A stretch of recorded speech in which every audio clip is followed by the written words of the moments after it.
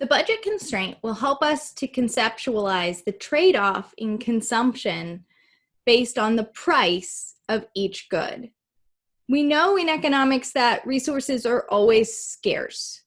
And that means that in order to have more of one thing, we have to give up some of something else.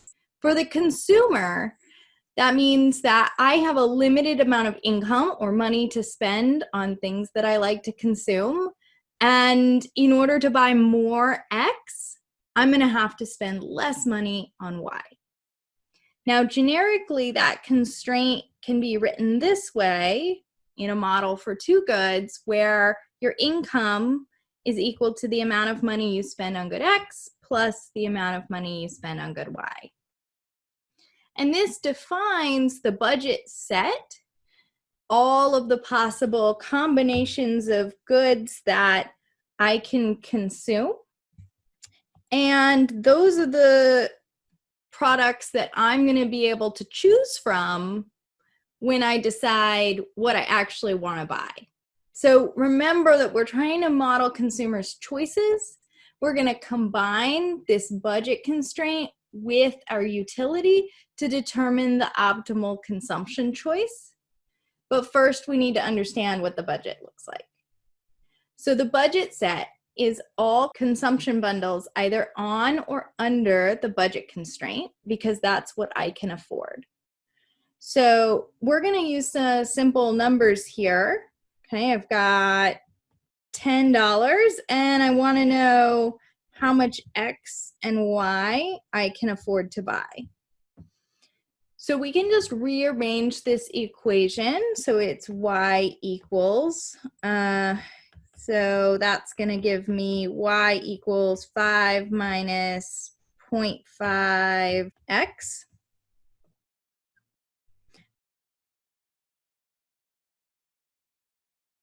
And the budget set here would be all of the combinations of X and Y either on that line or under that line.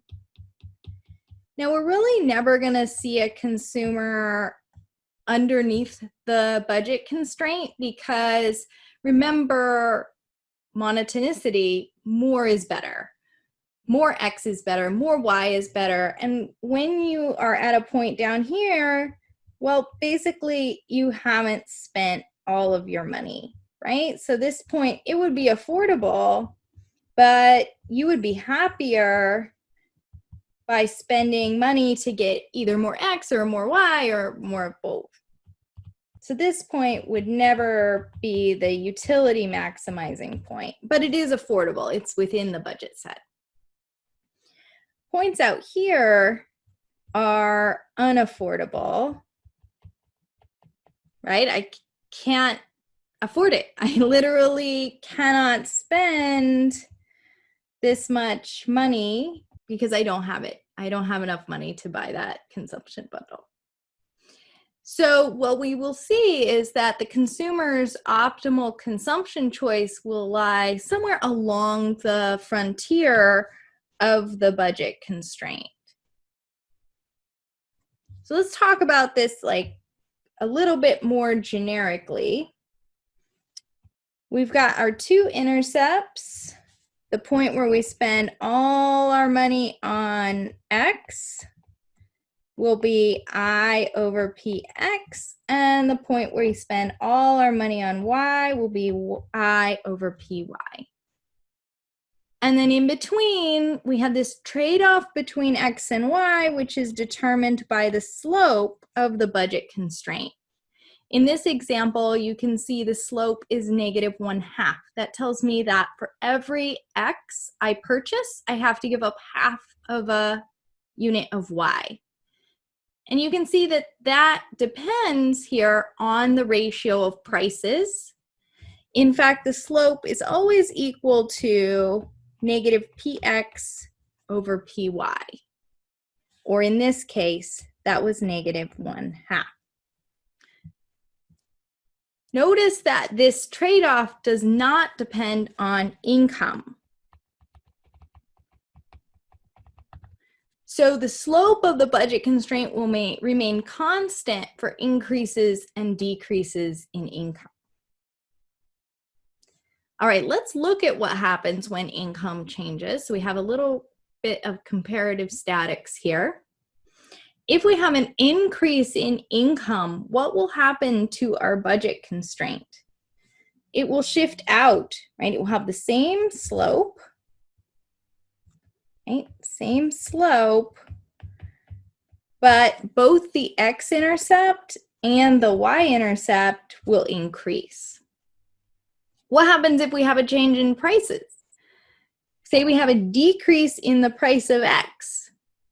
Well, I can see that my slope is going to get flatter, right? Because the numerator there is decreasing. My slope is going to be decreasing or getting flatter. My y-intercept is going to stay the same, right?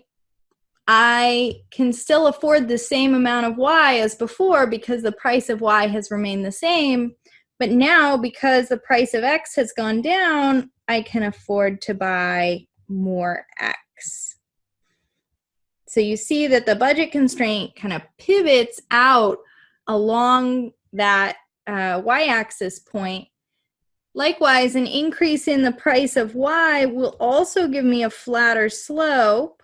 But here the budget constraint pivots around this point on the x-axis. I can still afford to buy the same amount of X as before, but now because Y got more expensive, I can afford to buy less.